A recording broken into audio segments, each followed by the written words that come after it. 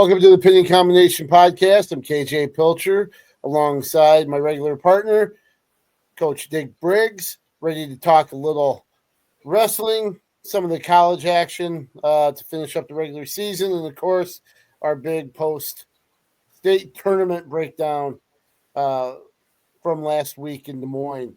Briggsy, how are you doing? Doing good, yeah. Just doing some middle school meet roughing and kind of winding down the season there as well. And last week, not too many surprises at the state tournament, really. No, I think it went not as big as what we've seen in the past, at least. A lot of things kind of went status quo, I guess you would say. But a lot of fun, great action down there as well. Of course, we had some great action Sunday. Big duel at Carver on between Iowa and Oklahoma State. We'll talk about the Cowboys and Hawkeyes tangling on Sunday night. We'll also give a little bit of a look at the lower Midwest Regional as the lower levels begin their postseason here coming up, and then we'll break down that state tournament action to close out the podcast today. So let's jump right into the Iowa-Okie State meet on Sunday. This was one I think we both thought could have gone either way with the upper weights that Okie State had, some of the matchups. Thought this could be a tough one for Iowa, but Iowa comes through. Of course, 184, a big weight there. What did you think about the way that Iowa came away with 21-16 victory? You know, a couple of things about the meet. First of all, I'm pretty sure we didn't get a chance to voice it, but we knew that 84 was going to be the deciding weight factor in the meet anyway. Whoever won that weight was going, and really not surprised for RI1. Really, it kind of brought up some debate, some things in that match. But let me back up a little bit. I was still a little disappointed with Oklahoma State's aggressiveness. Maybe that's how they always are. So, but I was writing notes down, and I think I said at 141. Oklahoma State doesn't do much. At 149, Oklahoma State doesn't do much. At 65, Oklahoma State doesn't do much. And it's like, you know, I like aggressiveness, and that's sort of thing. Yep. And then of course the 84 controversy. I don't know if it's a controversy, but going down to one knee, the debate, I'll say, whether that's you know, a good wrestler at stalling or whatever. So yeah, here's some of worked both sides. Obviously, going down to one knee worked and it was effective. But what if both guys went down to one knee? And that's going to happen when someone's wrestling Angelo. And so now what do you have? Now you've got who's stalling. The guy went down the first, the other guy. You know, so it's going to become an issue. Now, if they ban going down to a knee, where does that take Anthony Robles? You know, he couldn't even do it, so he wouldn't be unstoppable. Sure. And so, so anyway, you got all sorts of different issues in that whole scenario that it's kind of fun to talk about. Right. I will say this. I know people, I know there's a lot of backlash on social media about going down to one knee, and I understand the premise of that. I will say this. The imbalance of shots were in favor of Ferrari. I took a little heat just because I said he earned both of those takedowns. He, whether or not it was because Plot had to chase and step towards him because he was on one knee and had to initiate, it was Ferrari who was taking the shots and converting it that way. At least that was my take on it anyway. Right. He took some great shots. A lot of them to the right side leg. initially, and then his last takedown was to the left side, which I'm sitting there going, wow, okay, nice. He changed it up. So he's effective to both sides on that shot. Didn't take a huge amount, but the ones he took, he scored for the most part. A couple of not, but yeah, you're right. It's very difficult to shoot on a guy that's down on the mat. That's the controversy in the discussion, So, and I keep seeing controversy. I don't know. It's not controversy, but the discussion, I'll say. And so Plot didn't take any shots, but it's hard to shoot on a guy that's down on the knees like that. So he could have been more aggressive, hitting snap downs, that sort of thing. But true. So that's the fun of it. And the one thing that so Ferrari gets out, gets the takedown after the first scoreless first, gets a takedown in the second to go up 3-1. Plot gets out again, makes it 3-2 going into the third. I think right before the third, I tweeted, what are they going to do? Even for the best college wrestlers, the biggest transition, the biggest adjustment is mat wrestling, being able to get out from underneath. And Plot is a strong rider. And what do? They choose down, and what happens? Right out to force overtime. That was something that I thought was, and Ferrari even mentioned it. I think somebody asked him about that in the press conference afterwards, because maybe we should have chose something different there. But, it's one of those dilemmas, right? It ended up working out in their favor in the long run because they did win the match, but that's something to kind of consider, even if that's his last match of the season.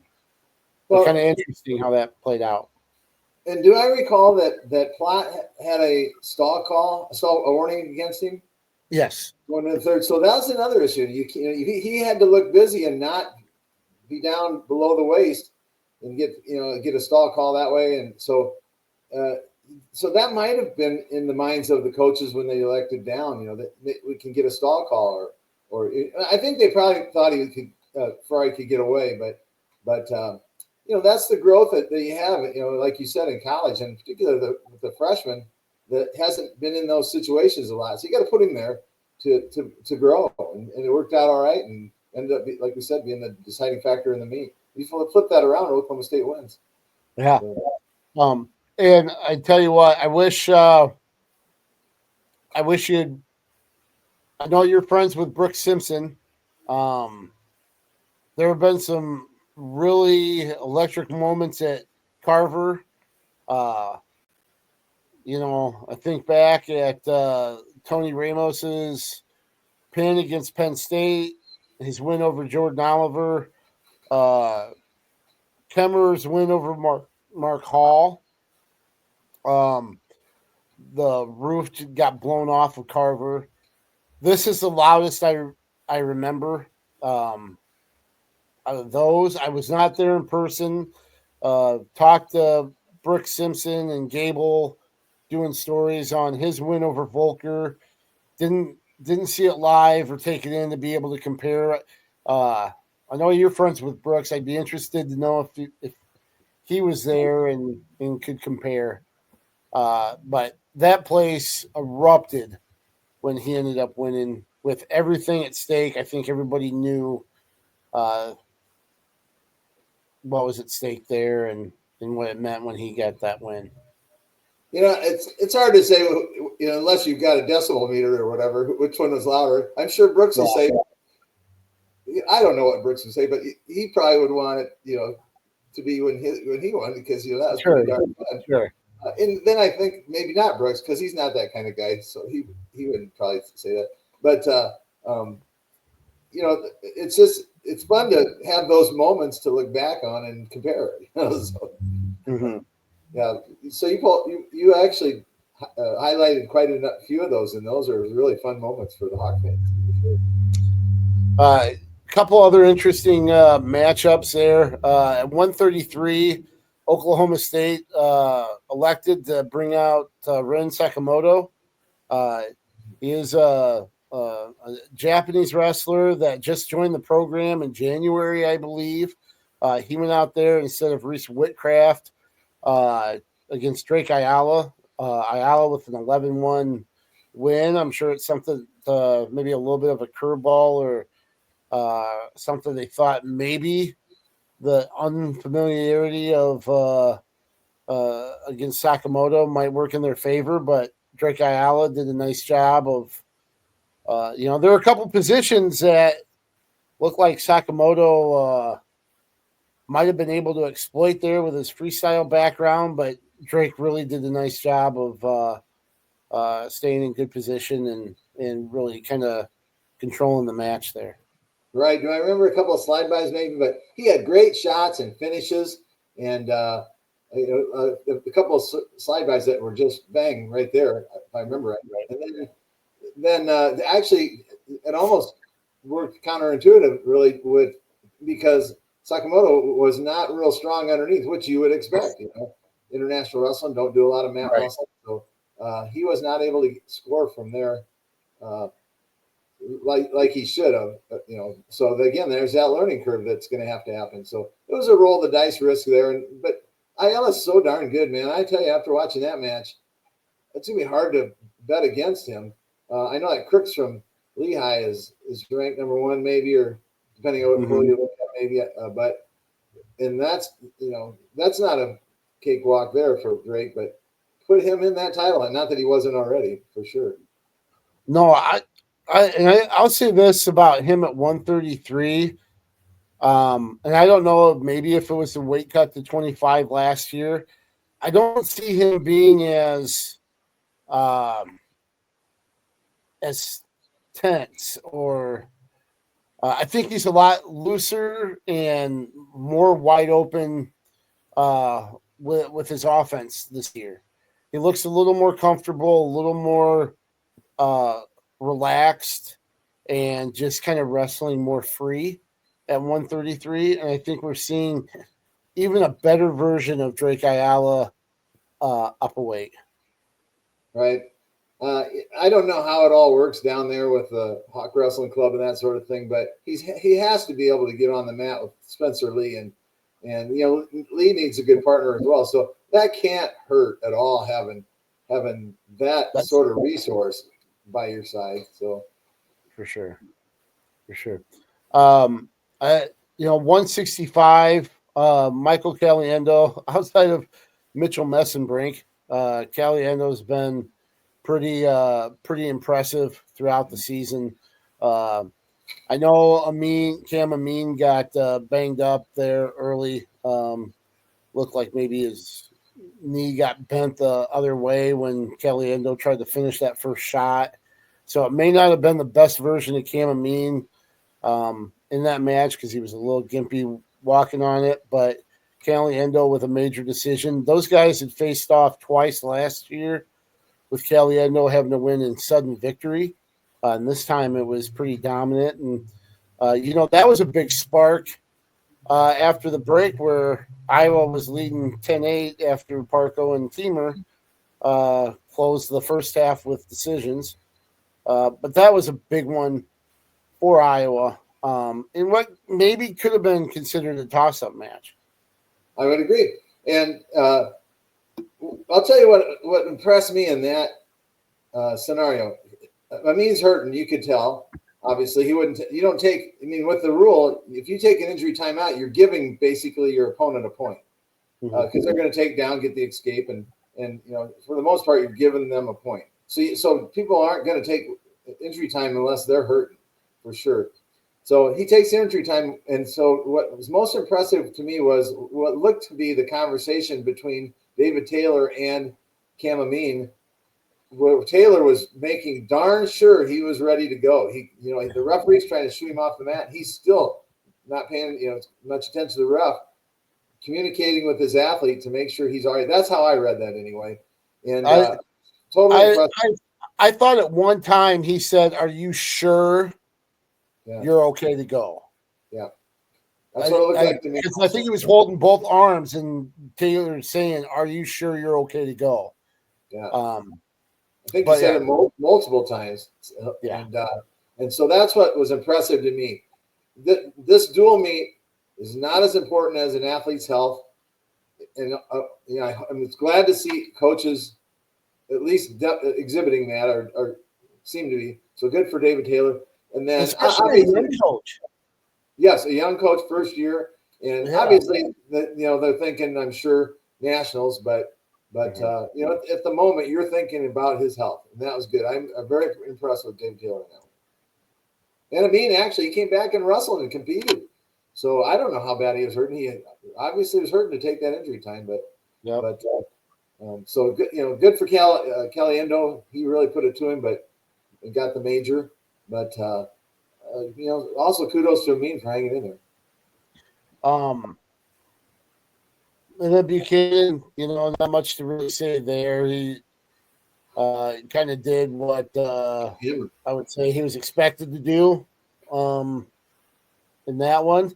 And I just want to say, too, that Wyatt Hendrickson is so darn good at heavyweight. There are some things that he did there that just little things. There was one time he was running something around the head, and he did it so quickly and fast and effectively. You'd have thought you were looking at somebody half his size, on his toes all the way around. He is just crazy athletic and good. And kind of looking forward for those big three to butt heads at the NCAAs. Right. And I got an opportunity I was alerted to Wyatt Hendrickson 3-4 years ago now when Troy's son, who one of my former wrestlers, he lives up in Minnesota. His son was a teammate at the Air Academy with Wyatt. He said, "You got to watch this guy," and so I've been watching him, and his athleticism is through the roof. And we've had some pretty deep heavyweight classes, but put this one right in there with it, So he might end up third, pretty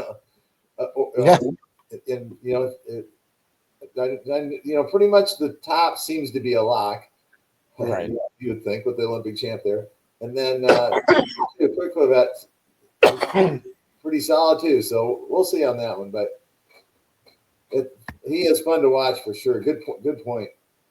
But back to Buchanan though. One comment on that. That server's ranked 6th. Buchanan put it to him. So I'm not sure he did what he was supposed to. I think he outdid it a little bit even. Really? So with the major 10-1, yeah, I think that's what it was. Yeah. So. Yeah. I'm just not I don't want to say anything disparaging, so yeah. But 90's not as deep a weight though, so that might be different. Sure. I just we'll just leave it at that. So but I'll just say I thought a major decision was more expected, I guess. Okay. So Iowa's done until the Big Ten Championships, March 8th and 9th, hosted at Northwestern. I believe they finished 14-1, ranked number 2 in the final NWCA coaches poll. And the biggest thing about that, Penn State's number 1, Iowa's number 2, Oklahoma State's number 3, number 4, UNI, finishing the season with its highest ranking ever. They closed out with a win over Wisconsin last Friday, but that's a neat accomplishment for the Panthers to secure their best final ranking in program history. Right. So they finished 14-1. That's the most duels since Don Briggs coached 1990-91 team back in that season. So, the Panthers, they're having a whale of a season. I hope they're they got a number of guys that are right on the fringe, if you ask me, of being able to place or not place. So they're going to have to step up at nationals to hold that maybe even bring home a trophy. So, but man, what a season they've had. For sure. Did you see that Don Briggs? He came and talked to the Panthers. I did see that. Yeah, the history lesson. Yep. So that was pretty cool. I told him last night. I talked to him on the phone. I said, I was to the kid about he can take a 5-minute story and make it into a 15 story better than anyone I know. better than me. I can tease him. But it was a good story. Yeah, good stuff. And of course, you and Iowa State, they'll have the Big 12 championships the same weekend as the Big Tens, March 8th and 9th. They'll be down in Tulsa at the BOK Center down there. Does you and I have a shot at Okie State in the tournament format? I don't think so. No. As much as I want to say yes, I don't think so. Please prove me wrong, Panthers. Prove me wrong.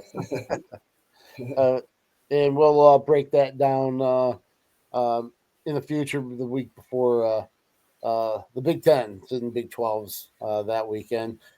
We have some other postseason starting up, especially at the D3 level.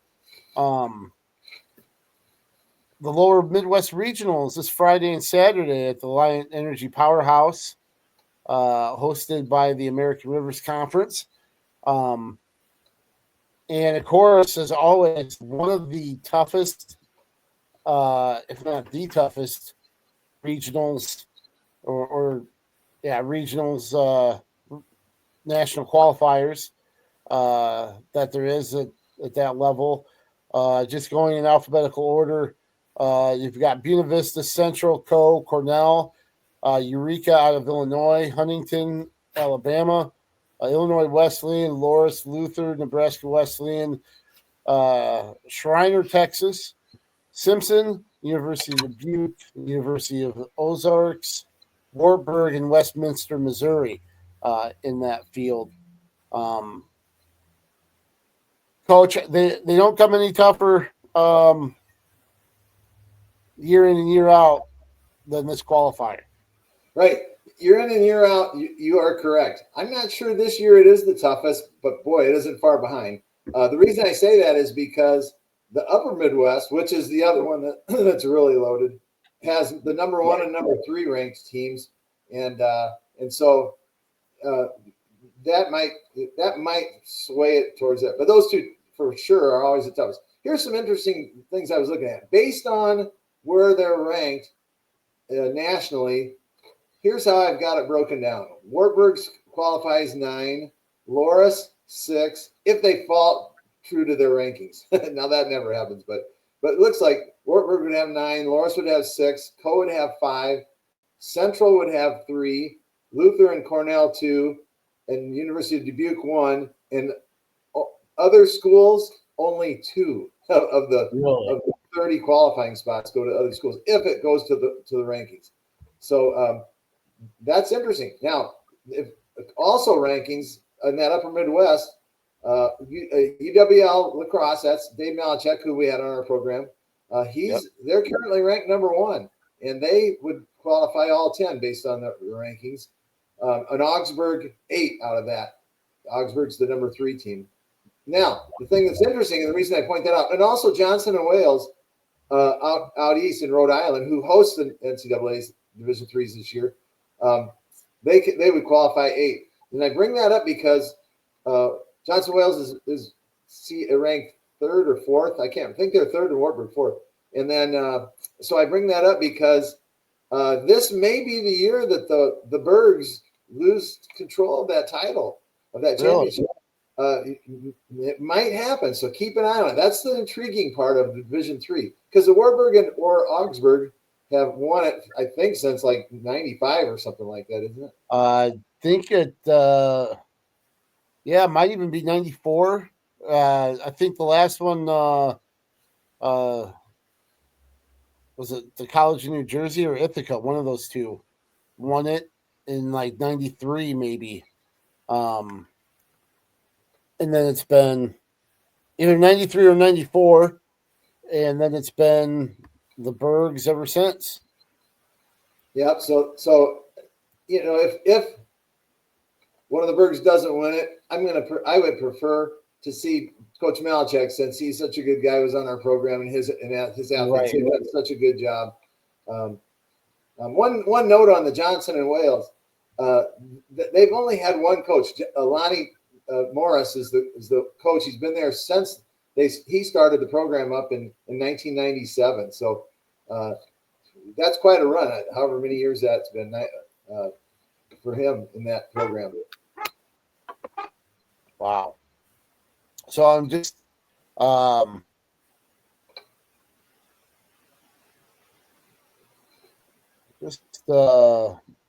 looking here. The last non-Berg champion was Ithaca in 1994. Good call. Good memory. And then Augsburg had won it in 93 and 91. The other team that won in between there? I think I know who that is. Who's that? Is that the Al Baxter coached Beavers? No. Okay. No. It's a really obscure school. It's SUNY Brockport. I didn't remember that. Yeah. So, I don't know if anybody would know that. That would. I just have the luxury of seeing the championship list, or else I wouldn't have known.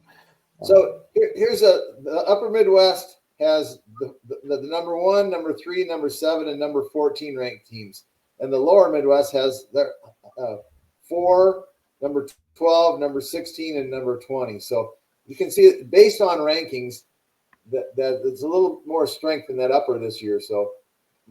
But like we said, rankings never turn out, especially in D3, because it's so hard to rank. They're spread out far, from basically from the Atlantic Ocean to Nebraska. Yeah, exactly. So that'll be down at the Allied Energy Powerhouse. I was kind of looking to see if I could find the actual schedule for this weekend to see when that gets rolling. Let me touch on D2. On Friday. While you're looking, let me touch on D2. Yes. The super regional that they have there, it's being held in Augustana. There's 9 teams there. If I remember right, 3 qualify from there, and then that's real tough. They have the number 1, number 2, number 8, number 11, number 17 ranked teams, and 3 that receive votes. Holy cow! I mean, just about every team there is on that ranking board. So if rankings go as NC is what I think will happen. Ethan Doty is ranked 9th, and he'll be seated 3rd at 149. At 174, Lawson Losi is ranked 3rd, and he'll be seated 2nd. At 184, Coulter Bai is ranked 7th. He'll be seated 2nd. At 197, Jeff Freeman is ranked 15th, and he'll be seated 3rd. And then at 285, Clayton Hours is ranked 15th, and he'll be seated 5th. So he'll have to wrestle above his seed to qualify. But based on that, Upper Iowa should have 4, maybe 5, hopefully, get qualify. I wonder. I know they wrestle some, but being in a different conference, they don't wrestle necessarily all the NSIC teams. But it seems like that's who they're joining up there for that super regional. I wonder if that's a benefit or if that's more of a negative for them. That could work both ways. It really depends on the individual. So I hear what you're saying. So some people if they've wrestled someone, can be defeated. You know, oh, I've already lost him, and others are going like, I got this guy. That could be their motivation. So, kind of depends on the individual, I think. Yep. Just looking to backtrack to the D3 tournament. Action starts there Friday at 11 o'clock at the Alliant Energy Powerhouse with the prelims and first round championship. At 1:30, we'll have the Constellation prelims, quarterfinals, and then first and second round Constellation after that. They start back up at 11 o'clock on Saturday with the championship semifinals and third round Constellations, and then the championships starting at 2:30 p.m. On Saturday. So if you want to catch that, that's this weekend at the Alliant Energy Powerhouse. I'll also mention that women had their qualifying tournament this weekend.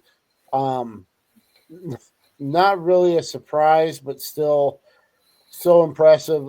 Iowa women qualify all 15 wrestlers and win 10 titles at the qualifier at Simpson. 192 team points for them. Some of the qualifiers, I think people will recognize the names like Sterling Diaz, Ava Bayless, Emily Gonzalez. Brianna Gonzalez also advanced. Linnea Estrella, Macy Kitty, and Reese Laramendi both advanced at 145. Of course, top-ranked Kennedy Blades moved on. And she defeated Keely Curley of Simpson. So Simpson's 10th ranked Keely Curley, who I believe is from East Buchanan, a former East Buchanan prep, at 160. So she's moving on. And then Kylie Welker and Naomi Simon went 1-2 at 180 pounds. Of course, Naomi Simon, former champ from Decorah. Iowa went 43-5 during that event, and the 5 losses obviously came to teammates. So again, probably not unexpected, but still impressive there for their performance. Right. And again, I'd sure like to see some D1 schools step up and start a women's program. And I hope the opposite's not true. I don't mean to go negative on us, but I saw that Cleveland State had bad news and dropped their men's program, and I hope that's not a equity thing. So sure. I swear I saw rumblings of Oklahoma State starting a women's program in the upcoming season. So I think David Taylor made a comment or something about that a couple weeks ago. So yeah. So hopefully that'd be nice to have. Imagine that, a doubleheader duel with those two. That would be a fun event. I don't know, man. You might have to have that at a different time of year. You might have to try to do that right at the beginning of November and put it in Kinnick. I don't know if I would. I don't know if 14,000 seats would be enough for the demand to watch it. That'd be fun. It'd be fun to do one time, but I think I think you have to separate it for that reason, so you can bring in the revenue. Very true. And two, give the girls their due. So for sure. Any other general comments about college stuff going forward before we look at the state tournament quickly? Nope, I think we got her covered. I just said Upper Iowa. One last thing: Upper Iowa's regional is a one-day tournament, I believe, on Saturday. Okay. So, let's turn our focus to the state wrestling championships. held Wednesday through Saturday last week at Wells Fargo Arena in Des Moines. You kind of mentioned earlier there's some maybe some things kind of went the way you had thought, especially in 1A and 3A with Don Bosco, Southeast Polk coming away with team title in Class 2A, Burlington Notre Dame coming away with a championship, finishing ahead of runner-up Eddyville, Blakesburg, Fremont. Union Community finishing third. Some really good action there. But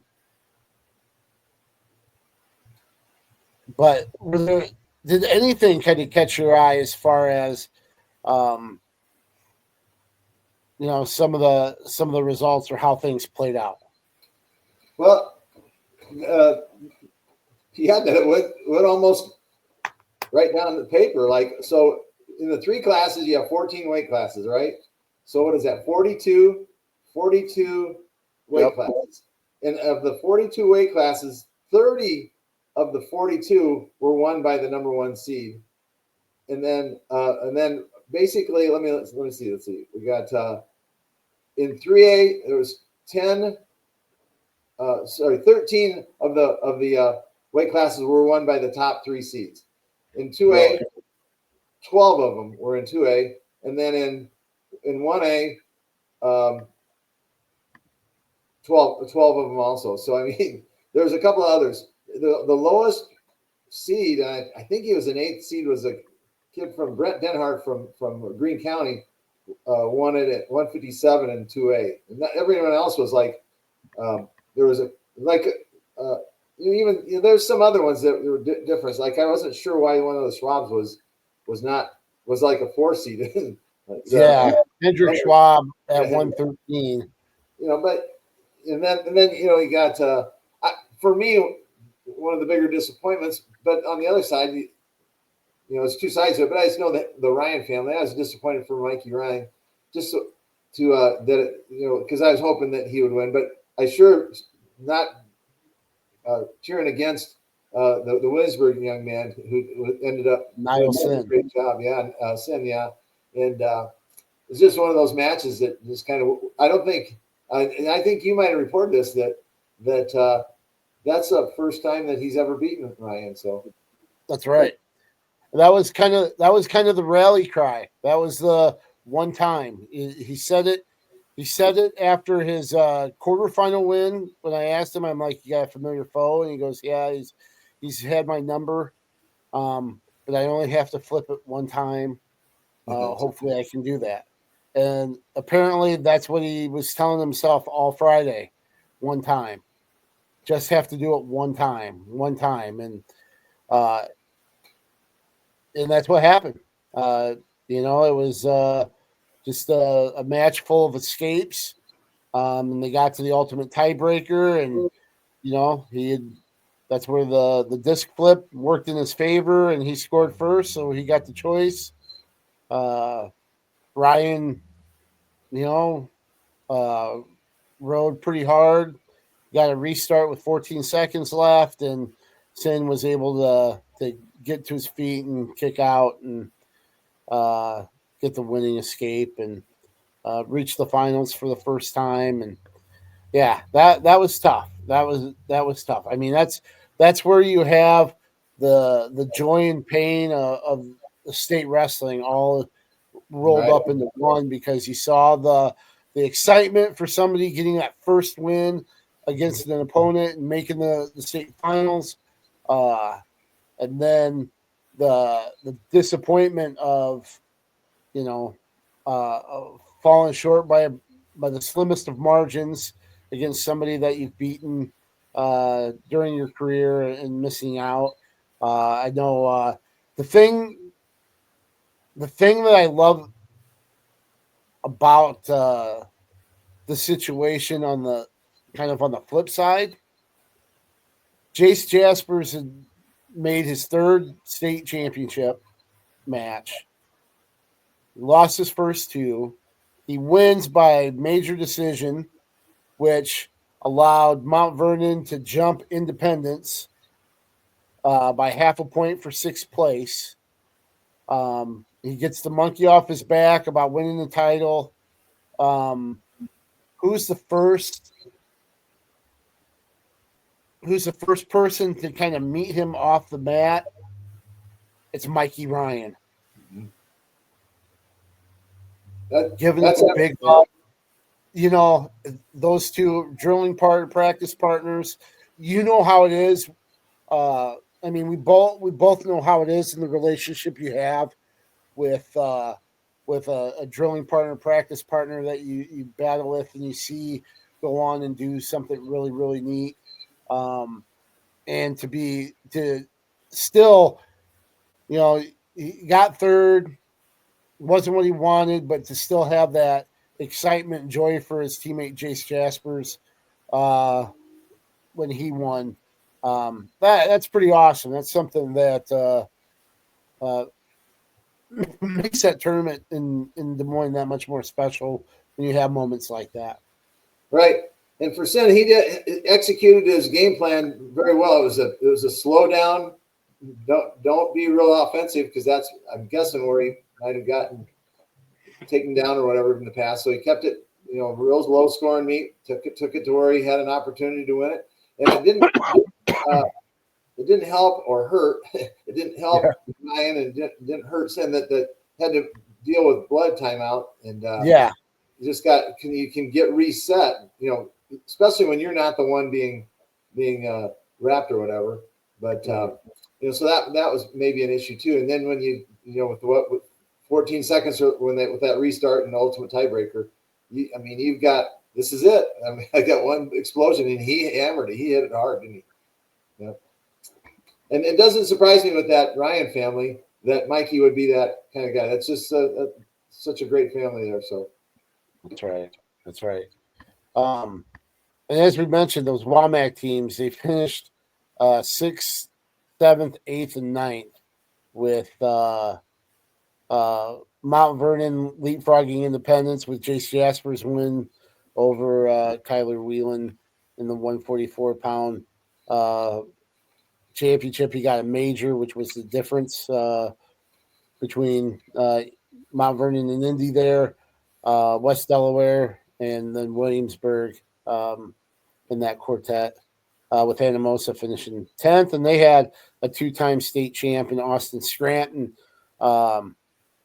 Their second two-timer, and the first since Mosafay did it in 2003 and 04. And, you know, what can you say about that year-long rivalry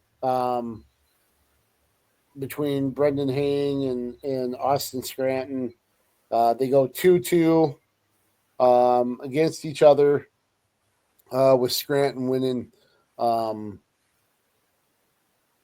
in the state finals. And it seemed like, if I remember right, Haying won the first one, then Scranton, Haying, and Scranton. Did it go that way every other one? Yes, it did, actually. I think it did, and so that's right. It's just, I guess, ironic that that's how that happened, but they kind of took turns, and that's that.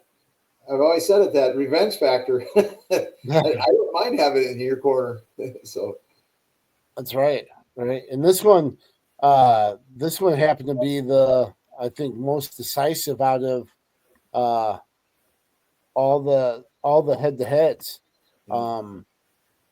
With you know, I know Haying won 4-2 in both of his victories. Scranton won 1-0 when they met at Osage, and this time it was 8-3. So back-to-back matches, Scranton defeated Brent Yankovic, who's finished third behind them, both of them for the third time, and he closed out his career. But Scranton won, outscored both of them 12-3 in his final two matches. So that was pretty impressive with that group of that trio all year long. Very first tournament of the year, they finished 1-2-3 with Haying winning the Bob Murphy Invitational, the very first weekend of competition in Manchester. Haying won his home tournament, the Benton Bobcat. Eckenrod invite in January, where they went 1-2-3, and then here at State, it's Scranton, but they go 1-2-3 there with Yankovic as well. So I don't remember really. I don't remember a rivalry quite like that. Yeah. You know, maybe head to heads with two people, but for a trio like that, that it was pretty unique. Right. You have to dig deep to. I'm sure it's happened, but not in my memory. But and that's to wrestle so many times throughout the season too. So, that's the other thing. Sticking with Class 2A, we mentioned Burlington Notre Dame coming away with the team title. Eddyville, Blakesburg, Fremont ended up finishing second overall. LaPorte City Union coming in and getting third. That is, that's quality over quantity. They made the most out of just having 6 qualifiers. Jace Hedeman and Braden Bonesack, each winning their third titles. Hedeman becoming the 78th four-time finalist. Coy Maylor finished third at 106. And then I believe King Jones finished fifth as well for them at 126. So pretty good tournament. Good effort from them to get third. And I will say, I don't like making a big deal about predictions just because they're kind of silly, and it only proves how much you don't know. But out of the top 3, predicting the top 3 teams in each class, how many do you think I got right in the position that they're in? In the position. Yep, right. I think you got 1A correct. I think you got correct. 3A. I think you got that correct also. Then now 2A. I'm going to go with. I don't think you had Burlington Notre Dame number 1. Did you? I had Burlington Notre Dame number 1. Okay. All right. Look at you. So I'm going to go with. Now it's 8 or 9. Yeah. I'm going to go with 9. Did you nail it? I had 8. Oh. Eddyville, Blakesburg, Fremont snuck in at number 2, where I thought maybe Sergeant Bluff Luton would sneak in. Yeah, that's a good. But choice. I did have Union Community getting third, so very good. But kudos to Dimitri Boyer. Just want to say that. I tell you what, very impressed. Always love watching him as a competitor. Seeing him as a coach and seeing what he's the Eddyville, Blakesburg, Fremont team that he's doing a great job down there. Where from Oskaloosa? Am I remembering that right? No, he's a Eddyville Blakesburg guy. Okay, so he's at his alma mater. Okay, and was he coached by Connell? Yes.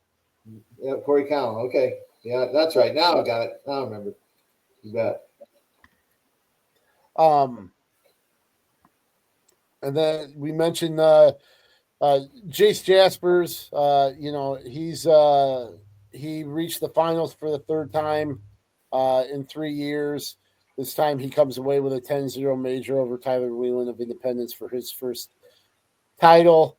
He improves to 47-0 and has the chance to become Mount Vernon's second 4-time finalist and first since Greg Randall won 4 titles from 79 to 81 or 82. Yeah. So let's look at Class 3A here really quick, mainly because there's a lot of interesting things that kind of went on with that. First off, Justin Avila for Iowa City West. You know, he comes in as the number 3 seed. He walks away with the 150-pound title there, beating Jabari Henson 9-7 in the finals.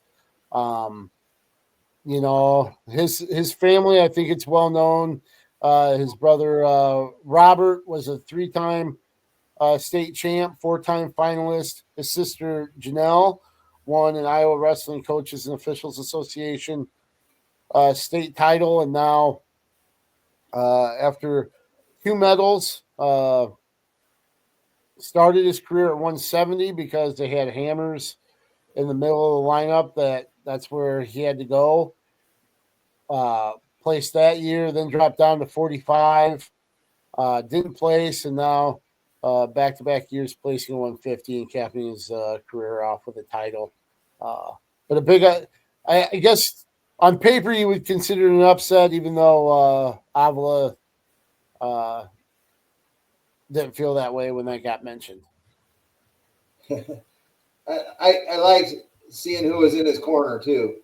Yeah, his brother Robert. So that was neat. Yep. Big headlock. You know, he was able to hit Henson with a big headlock right out of the gate, like right about a minute in. Big 7-point move. Obviously, the difference in the match there, but he has that penchant for big move. Nate Moore said he's hit a headlock in just about every match of the season. So, hey, keep going to the well if the water's there, right? Hey, heck yeah, go with your strengths. So yep. They would be in discussion for the first family of wrestling in Iowa City, right? I guess. Yeah. Well, no, that's not right because Robert didn't win one in Iowa City, I guess. So that's true. It was Elizabeth, but still. And Iowa City West had 2 finalists. Alexander Pierce reached the finals for the 3rd time. That's had to be probably one of the marquee matchups. In the finals there, you had Pierce, the 106-pound champ 2 years ago, facing Nico DeSalvo of Southeast Polk, who was the 106-pound champ last year. Pierce was a runner-up at 113 a year ago. So they only know being in the state finals, and they're the last 2 106-pound champs facing off. DeSalvo able to get a takedown in like the last 25 seconds of the match to win 4-1. He finishes 38-0. Pierce 47-3. But one of those things where Nate Moore said we knew we just couldn't bring it down to like a one move match, and that's how it played out. Kind of a stinger, finishing second 2 years in a row for Pierce, but you know, kind of a tough one there. I see what he's saying. Pierce is one guy that likes to wrestle wide open and put lots of points on the board, and but on the other hand, we saw how the 1 move match can win it for you with Sin, but you know, so it just didn't work out for him, I guess. But yeah, that Southeast Polk team, wow. Right. They dominated. The 3rd finalist that we had, John Ngoma of Xavier, making the 215-pound final. Of course, he had to run into Deshaun Ross. Ross won 18-2 by technical fall. Ngoma became just the 3rd Xavier wrestler to make the finals, joining Michael Sheedek, who won titles in 20 and 21. and then Clint Lembeck, who was a runner-up to Nelson Brands in 2016. So, as I mentioned, he finishes 38-1 this season, a two-time medalist, placing 8th last year. A couple other notes from the 3A 3A tournament. Malik DeBow of Linmar, he finished 3rd at 126. He became the 8th four-time medalist in school history. And I'll see if I can remember these off the top of my head. He joined Jay Borschel and McDonough, Elijah Jeffrey, Kane and Tate Nakaborn, Ross Lembeck, and Matt Wempen as the only four-time state medalists. And kind of interesting that he lost to Carter Siebel of Pleasant Valley in the quarterfinals, came back and avenged that loss for 3rd place to finish on the top step, or not the top step, but the next best thing on an odd step there to cap his career. Cale Kurtz, he was also one of our top finishers that didn't make the finals. He got 3rd place at 120 for Iowa City High, and finishes as a two-time medalist as well. And did you mention the Prairie medalists? Oh, yeah, sorry. Just kind of blanking a little bit. Prairie had 3 medalists, and of course, Chase Watkinson got 5th. But the big story there is what Dylan Munson went through. Made the semis at 113, was facing Weston Porter of Lewis Central. Really scary moment. Porter had leg elevated. Munson kind of left his other foot and had his weight on Porter, either trying to get his other foot down to the mat or what have you. Porter then returned him and ended up dropping him right on his head and neck. He laid there for a little while being tended to by medical personnel. They had to put him on a board and take him out on a stretcher. He defaulted out after it was an illegal slam, so he won by disqualification and defaulted out by to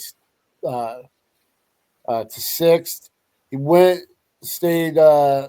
He was in the hospital overnight. Went through a whole wide array of tests. Came back Saturday, I believe. He was in a neck brace and a lot of pain. But the good thing is, I think a 4 to 6 week recovery there. But he was walking around Saturday and had, even though in a neck brace. So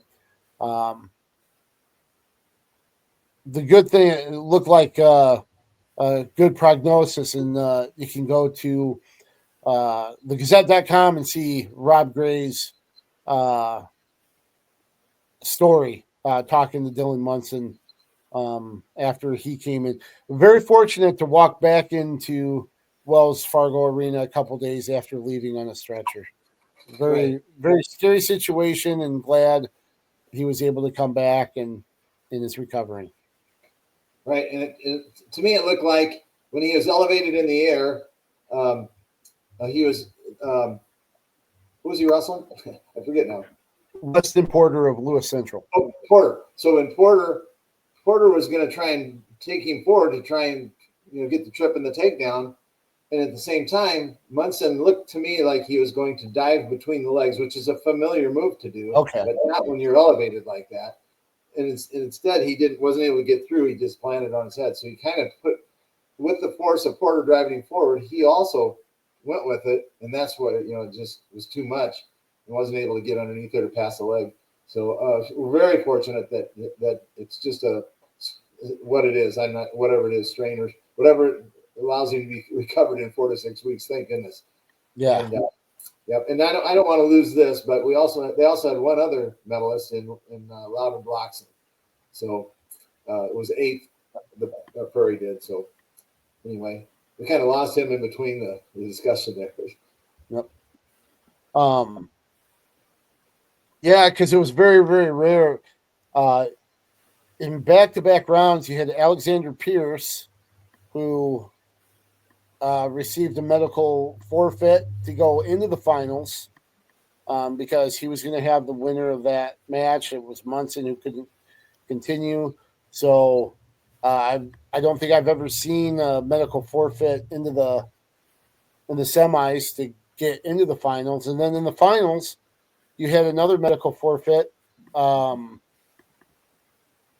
144 with Justice Jezeroga of Southeast Polk because Coy Davidson of Fort Dodge won the semifinal against Jakari Clark of West Des Moines Valley, but I believe he also has some neck issues and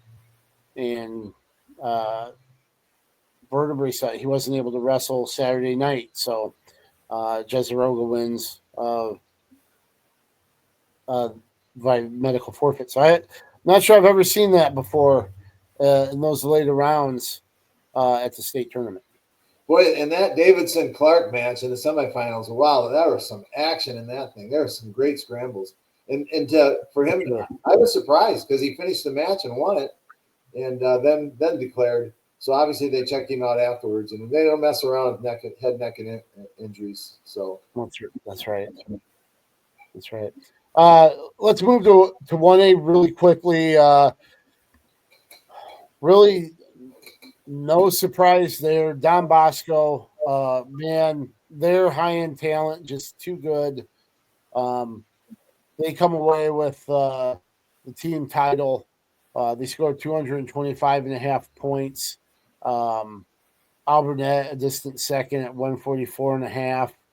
And then Wilton even just as far back out of second place at 109 to take the trophies there. Alburnett with 2 finalists and Rowdy Neighbor and Preston Klosterman. They also finished their careers as 4-time medalists. I think that's 6th and 7th in Alburnett history to accomplish that. And, of course, they go out together as runner-ups. Neighbor to Landers of Denver, and then Klosterman to Youngblood of Don Bosco. But Don Bosco just insanely dominant there. Right. And the scary thing is that they only have 3 seniors. Oh, that is very scary. 8 people returning. Yep. You kind of mentioned Hendrick Schwab, both Hendricks and Hayden Schwab winning titles for Don Bosco at 113 and 120. And, of course, Hayden Schwab avenging the loss in the finals last year to Liam Adelfinger of Wilton. This time a 17-1 technical fall. So, boy, real dominant way to get revenge there for Hayden Schwab.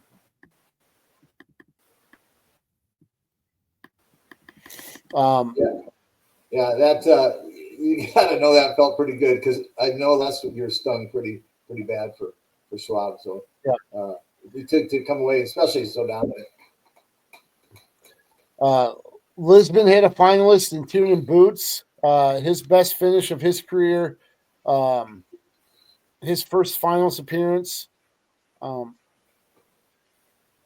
But he was facing a pretty tough kid from Logan Magnolia and Colvin Reese.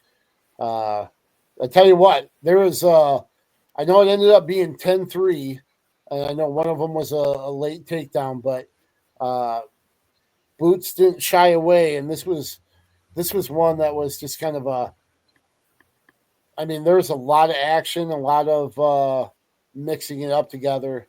there, even though it went Reese's way and it was a 7-point match. It was a fun one with some good action with Boots and Reese.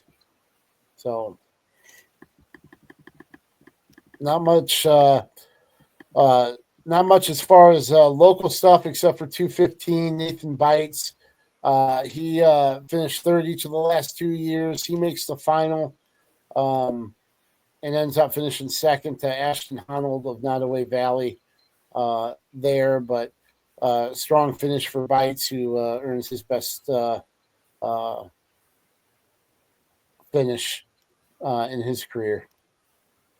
Joined his dad. His dad was a state finalist in the late 90s, and now they share that together.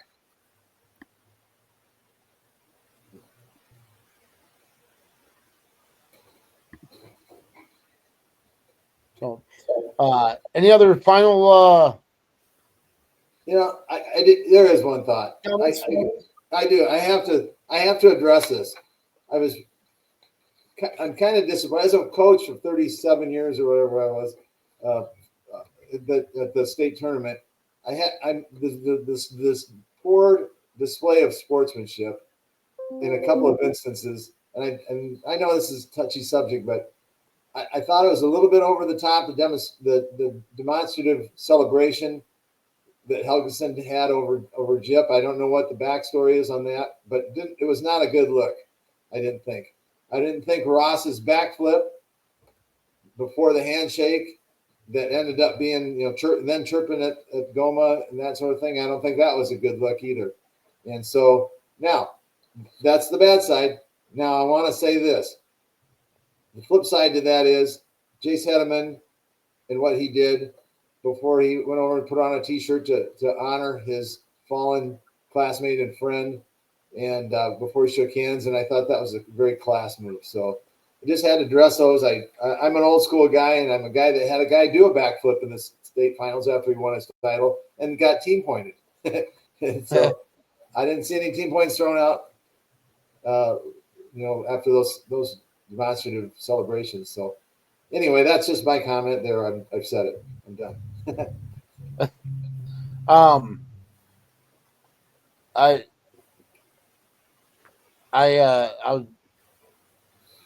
will defer to you on those points for various reasons. But the one other thing I want to say, this was the 100th tournament from the IHSAA. I will just mention this really quick before you send this out.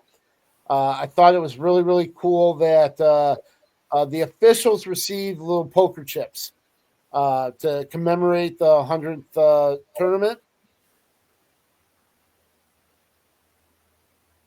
On those poker chips, it had Wyatt Schultz's tagline, "Let's keep wrestling on the move," to kind of keep his spirit alive. I thought that was a really awesome gesture, really neat situation there to kind of honor his memory and kind of give him a little bit of a tribute, even though he's no longer with us. So I thought that was pretty cool. You can see on social media, those pictures have been sent out by multiple people, those chips, but it's a pretty cool gesture. And with that being said, any final thoughts before you send us out with that the tagline that Wyatt made famous? Yeah, I'm a little bit more on Wyatt, briefly. Mm-hmm. He came in, moved into Cedar Rapids, came up to me, asked me if he could take some pictures of our team, of our wrestlers, and I went, who is this guy? Yeah, okay, yeah, sure, that'd be all right, I guess. And the guy just soared in the wrestling world after that. And I'm like, wow, now I know who this guy is. We love you, Wyatt, man. So I'm glad you walked into my life. So, but anyway. He made a big impression, and certainly people still recognize that after all these years. Yeah. So I'd like to thank everybody for watching us this week. Next week we'll be back to kind of go over college now that wrestling's behind us, and we'll just finish with those words that Wyatt made famous. Let's keep wrestling on the move.